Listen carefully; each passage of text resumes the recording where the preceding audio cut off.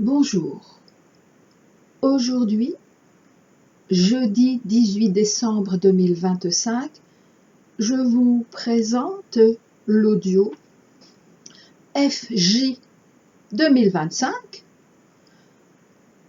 sur le thème de notre deuxième naissance, chapitre numéro 7, ne changeons plus pour quiconque, même pas pour notre autre. En ces tout derniers jours de l'année 2025, il nous est demandé, autant en toute première priorité qu'en toute dernière recommandation par l'énergie christique, d'ancrer notre fidélité à soi-même. Et ce, depuis le 2 décembre, fête de Sainte Bibiane, vierge et martyre romaine du IVe siècle. Selon la tradition, elle aurait refusé de renier sa foi chrétienne sous la persécution de Julien l'apostat. Et donc, depuis le 2 décembre, mais jusqu'au 31 décembre, fête de la Saint-Sylvestre, comme tout le monde le sait. Saint-Sylvestre qui serait mort le 31 décembre 335. Constantin, encore païen et peu favorable aux chrétiens, fut atteint d'une sorte de lèpre qui lui couvrit tout le corps. Une nuit, Saint Pierre et Saint Paul, éclatants de lumière, lui apparurent et lui ordonnèrent d'appeler le pape Sylvestre, qui le guérirait en lui donnant le baptême. Le pape, en effet, instruisit le royal néophyte et le baptisa. Le règne social de Jésus-Christ commençait. La conversion de Constantin allait avoir pour heureuse conséquence celle de l'univers. Cette conversion de l'univers est en tout premier notre propre conversion à soi-même, notre propre conversion de notre propre univers intérieur. Et conversion en réalité en ce sens de renaissance actée ce jour du 31. On dit se mettre sur son 31. Outre les significations possibles, voici ce que j'entends, ce que je vais entendre en direct.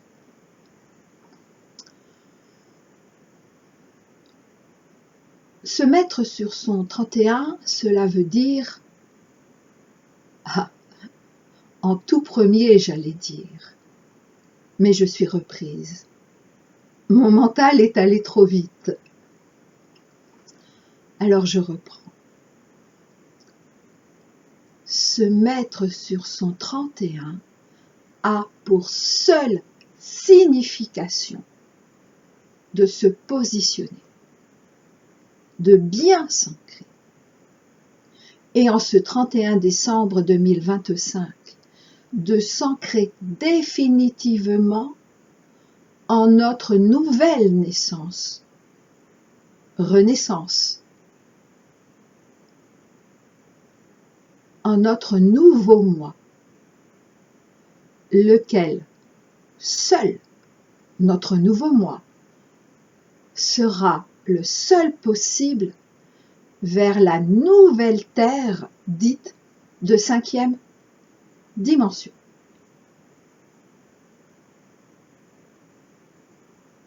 Alors merci à eux pour cette précision que je n'avais pas. C'est pourquoi, quoi que puissent nous dire les autres sur nous, sur nos émotions, sur nos débordements. Nous sommes toujours trop ou pas assez. Sur notre ego, sur notre personnalité. Ne changeons rien. En tout cas, si c'est parce que nous serions blessés, vexés, honteux, ou bien pour faire plaisir, nous intégrer, pour ne pas nous retrouver seuls, pour ne plus nous sentir rejetés, abandonnés, trahis, humiliés, Anko.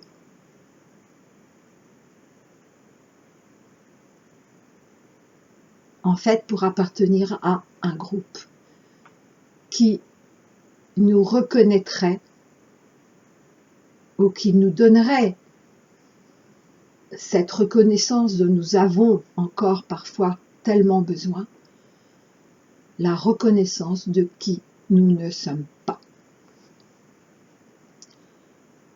Ne changeons rien, même si leurs jugements, leurs attitudes, leurs écrits, leurs dires porteraient encore sur notre ancien moi. Cet ancien moi, aimons-le, honorons-le, respectons-le, remercions-le.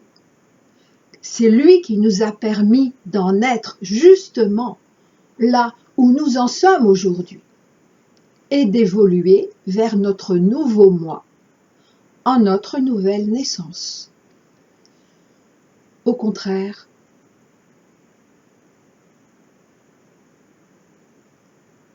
remercions-les également tous ces autres, tous ceux de l'extérieur, nos proches et moins proches, car ils nous montrent que possiblement nous serions encore d'accord avec eux en nos propres jugements envers nous-mêmes. Et si c'est encore le cas, eh bien tant pis. En réalité, tant mieux. Libérons nos toutes dernières tourmentes, car ce sont des tourmentes envers nous-mêmes.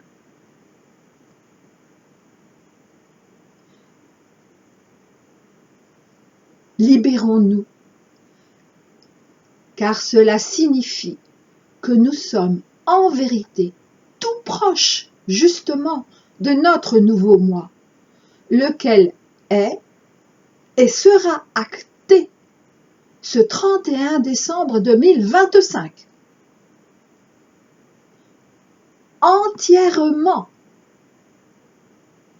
définitivement.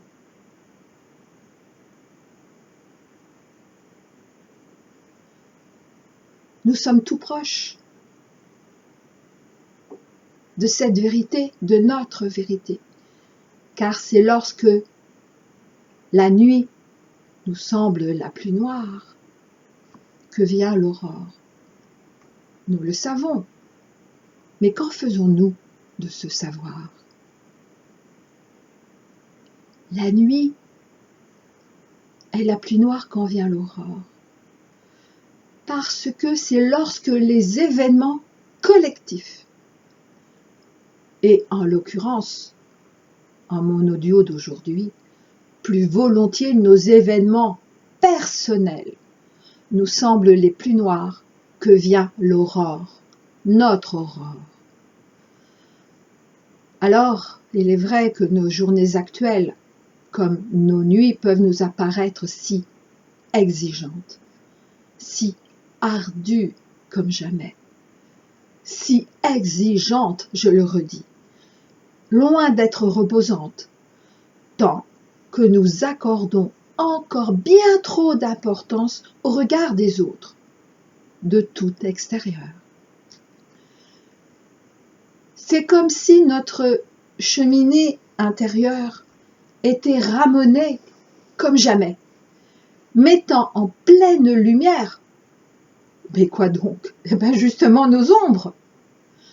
Alors nos ombres, ces ombres, mises ainsi en lumière, aimons-les, remercions-les, acceptons-les comme étant nôtres et ne les rejetons plus jamais. Accueillons-les en nous, où elles sont tout autant chez elles que nos lumières. C'est cela que voulait dire Jésus, et tous les envoyer vers nous depuis la nuit des temps en nous disant, alors pour exemple connu, de tendre l'autre joue, non pour être martyr, non pour souffrir, non pour démontrer que nous serions bons ou dignes d'être aimés, mais bien pour nous souvenir que l'autre joue est celle de la punition de nos ombres par les autres et par nous-mêmes. Cette punition que nous nous sommes infligée tellement longtemps, tellement de vie. L'autre joue, cet autre joue, pour nous rappeler que nous n'avions plus jamais, justement, et contrairement à ce qui a été colporté ensuite par l'énergie antichristique, pour nous rappeler que nous n'avons plus jamais à nous punir de quelque manière que ce soit d'être qui nous sommes à chaque instant. Il nous est rappelé qu'aucun être n'a ascensionné parce qu'il était parfait, y compris Bouddha, mais parce qu'il s'est, y compris Jésus, mais parce qu'il s'est aimé tel qu'il est et là où il en était.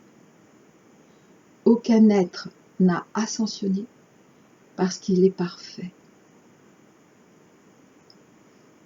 Parce qu'il était parfait, mais parce qu'il est parfait aujourd'hui. Il n'est toujours pas parfait, mais parce qu'il s'est aimé et s'aime tel qu'il est, et là où il en est à chaque instant. Voilà.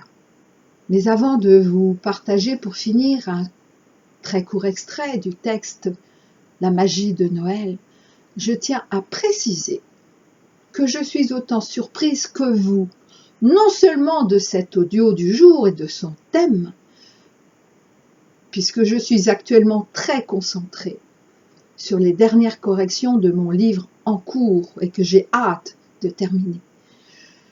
Et mon livre en cours traite du premier couple flamme unique, à savoir la véritable histoire de Princesse Crapaud et de son prince charmant. Mais que je suis autant surprise que vous, surtout, peut-être, de ces notes inspirées et que j'ai prises ce matin. Ah oui, tout de même, ne changeons plus jamais, je le redis, même pas pour notre autre, même pas quand nous serons réunis en 3D. Ne changeons plus si ce n'est exclusivement pour soi-même.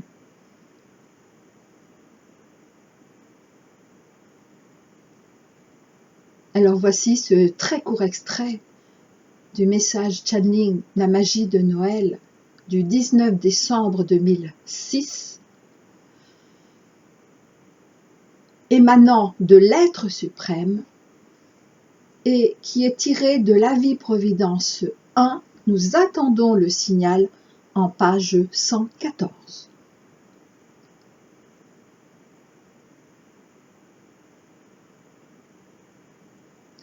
Tu sais pourtant qu'il n'est plus besoin de souffrir sa passion pour être accepté des autres et de soi-même. Ton frère Jésus l'a fait pour vous, justement pour que vous n'ayez pas à le faire vous-même. Encore un malentendu.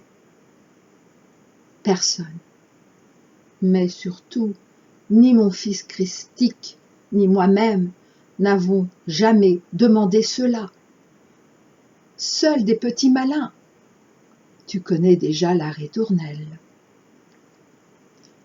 alors encore une fois, cessez de croire que vous devez me prouver que vous êtes digne de moi, de vous. Arrêtez cette paranoïa qui serait que l'amour devrait passer par l'épreuve, pas plus que la foi.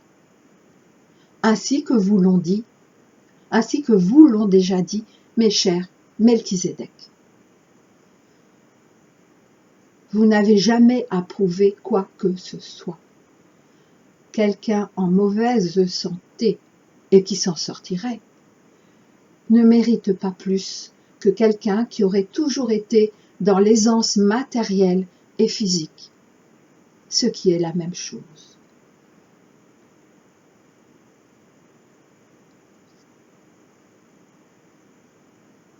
Voilà, cet audio du jour est terminé.